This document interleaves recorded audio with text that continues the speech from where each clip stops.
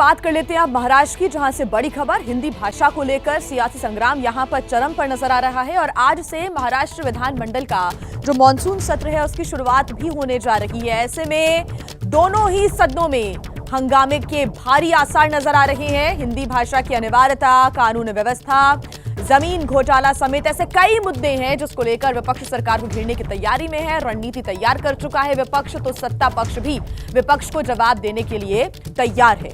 भाषाई मुद्दा इस वक्त महाराष्ट्र में गरमाया हुआ है। उसके साथ साथ कई ऐसे मुद्दे हैं जिसको लेकर विपक्ष की कोशिश होगी सरकार को घेरने की। आज विधानसभा में कई अहम विधेयक भी पेश किए जाने हैं।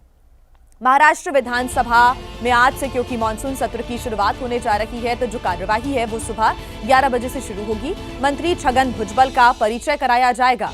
कई विधेयक पटल पर रखे जाएंगे। ये तमाम जो बिल्स हैं उन पर चर्चा भी होनी है। अनुपूरक मांगे पेश की जाएंगी और तालिका उपाध्यक्ष के नाम का ऐलान भी किया जाएगा। शोक प्रस्ताव भी पेश होगा। तो महाराष्ट्र विधानसभा आज से मानसून सत्र, आज ये जो पूरी प्रक्रिया है वो की जाएगी।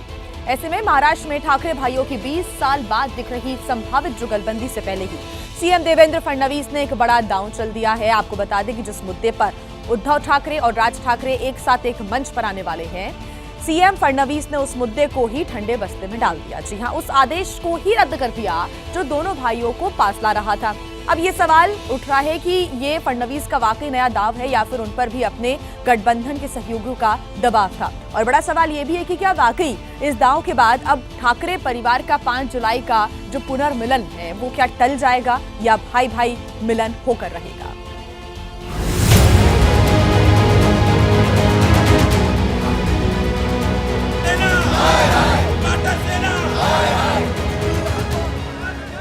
महाराष्ट्र में एक बार फिर हिंदी विरोध की राजनीति चरम पर है। देवेंद्र फडणवीस की अगुवाई वाली महायुति सरकार ने पहली से 5वीं क्लास तक के मराठी और इंग्लिश मीडियम स्कूलों में तीसरी भाषा के रूप में हिंदी को अनिवार्य क्या किया। मराठी मानुष की राजनीति करने वाले ठाकरे भाइयों का पारा गर्म हो गया।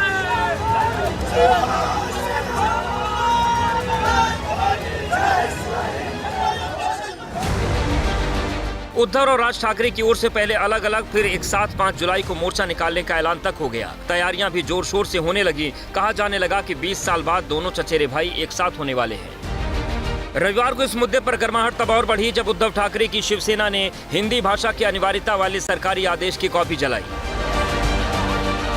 मुंबई के आजाद मैदान में ठाकरे परिवार की हिंदी विरोधी राजनीति का नया आगाज माना गया, जिसका अंजाम 5 जुलाई को एक मंच पर उद्धव और राज की जुगलबंदी के रूप में सामने आना था। महाराष्ट्रामध्ये मराठीवरती हा जो काही अत्याचार होतोय आणि हिंदीला विरोध नसला तरी हिंदीची सक्ती आम्ही लादू देणार नाही। नुसता भव्य ना महाभव्य मोर्चा असेल। उद्धव की शिवसेना के इस विरोध को बीजेपी ने पाखंड बताया। विधायक राम कदम ने आरोप लगाया कि हिंदी की अनिवार्यता वाला आदेश तो मुख्यमंत्री रहते उद्धव ने ही लागू किया था। ऐसे में राम कदम और उनके समर्थकों ने उद्धव के झूठ की होली जलाई। हम किसी भाषा का विरोध नहीं करते, हम सभी भाषाओं का सम्मान करते हैं। वो छोटा बालक है, वो कौन सी भाषा चुने, क्या ये उसका अधिकार नहीं है? पर यह जबरन लादने का काम उद्धव ठाकरे ने किया। अब नौटंकी देखो, खुद लाद रहे और आज खुद मराठी करके चिल्ला रहे। ये सब राजनीति हो ही रही थी कि मुख्यमंत्री देवेंद्र फडणवीस अपने दोनों उप मुख्यमंत्री अजीत पवार और एकनाथ शिंदे के साथ मीडिया के सामने आए और एक झटके में अपने उस आदेश को ही रद्द कर दिया जिसमें मराठी और इंग्लिश मीडियम स्कूलों में पहली क्लास से 5वीं क्लास तक हिंदी को तीसरी भाषा के रूप में पढ़ाना अनिवार्य कर दिया गया था। आणि आम्ही असा निर्णय केलेला आहे की त्रिभाषा सूत्राच्या संदर्भात ही भाषा कुठल्या वर्गापासून लागू करावी, ती कशा प्रकारे करावी, कुठली करावी, काय मुलांना चॉईस द्यावा, याचा निर्णय करण्याकरता राज्य सरकारच्या वतीनं डॉक्टर नरेंद्र जाधव यांच्या नेतृत्वात एक कमिटी तयार करण्यात येईल। फडणवीस ने 3 भाषा वाली नीति पर विचार के लिए डॉक्टर नरेंद्र जाधव की अगुवाई में एक समिति बनाने का भी ऐलान किया है। फडणवीस के इस फैसले से यकीनन उद्धव ठाकरे की शिवसेना और राज ठाकरे की महाराष्ट्र नवनिर्माण सेना को जोरदार झटका लगा है, जो हिंदी विरोध की बुनियाद पर अपनी खोई सियासी जमीन को वापस पाने की उम्मीद लगाए बैठे थे। फडणवीस सरकार का वो आदेश क्या था जिसे अब रद्द कर दिया गया है और जिसमें ठाकरे भाइयों को राजनीतिक संजीवनी नजर आ रही थी। पहले उसे देखते हैं, फिर आपको 5 जुलाई वाले जलसे की जमीन खिसकने की कहानी दिखाएंगे। दरअसल फडणवीस सरकार ने महाराष्ट्र में पहले भी जारी भाषा विवाद के बीच 17 जून को बड़ा फैसला लिया था। इस फैसले के जरिए राज्य में कक्षा 1 से 5 तक मराठी और अंग्रेजी माध्यम के स्कूलों में तीसरी भाषा के रूप में हिंदी को अनिवार्य कर दिया गया।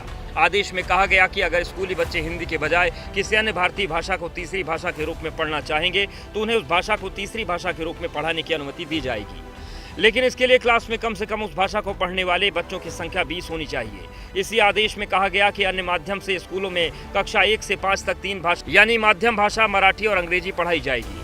सरकार के इस आदेश पर उद्धव और राज ठाकरे ने सिर आसमान पर उठा लिया।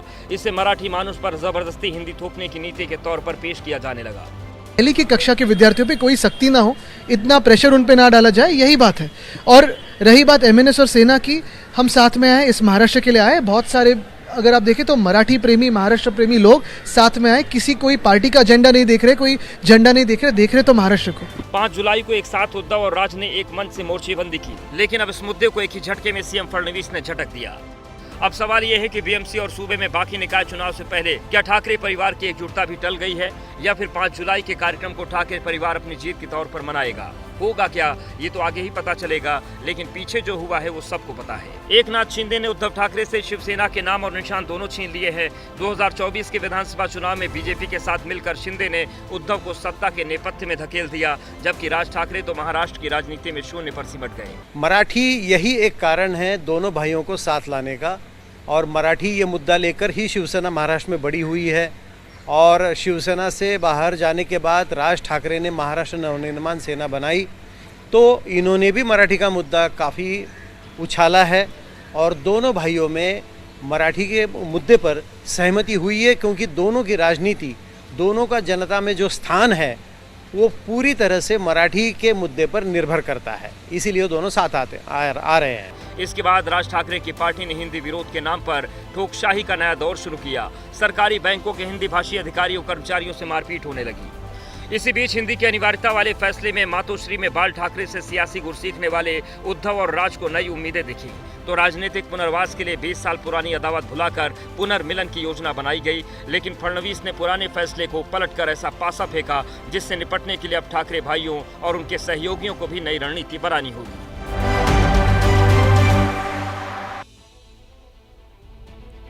और इस बीच एक बड़ी खबर आपको बता दें, बीजेपी के राष्ट्रीय अध्यक्ष के चुनाव की कवायद लगातार तेज होती नजर आ रही है। राष्ट्रीय अध्यक्ष से पहले अब राज्यों के अध्यक्ष चुनने की प्रक्रिया तेज हो गई है और आज महाराष्ट्र, उत्तराखंड, हिमाचल प्रदेश और तेलंगाना के प्रदेश अध्यक्ष के लिए चुनाव के लिए नामांकन आज दाखिल होगा। आपको बता दें कि 1 जुलाई को नए प्रदेश अध्यक्षों के नाम का औपचारिक ऐलान भी किया जाएगा।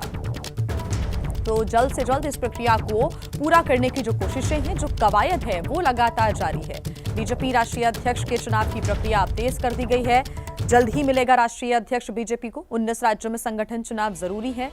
ऐसे में 14 राज्यों में नए प्रदेश अध्यक्ष चुने जा चुके हैं। आज 4 राज्यों में प्रदेश अध्यक्ष के लिए नामांकन होगा, नॉमिनेशन होगा, और ऐसे में महाराष्ट्र और उत्तराखंड में भी आज नामांकन होना है। तो वहीं हिमाचल प्रदेश और तेलंगाना में आज चुनाव के लिए नामांकन की प्रक्रिया होगी। 1 जुलाई को प्रदेश अध्यक्षों के नामों का ऐलान हो जाएगा और 5 और राज्यों में चुनावी प्रक्रिया जल्द ही पूरी करा ली जाएगी।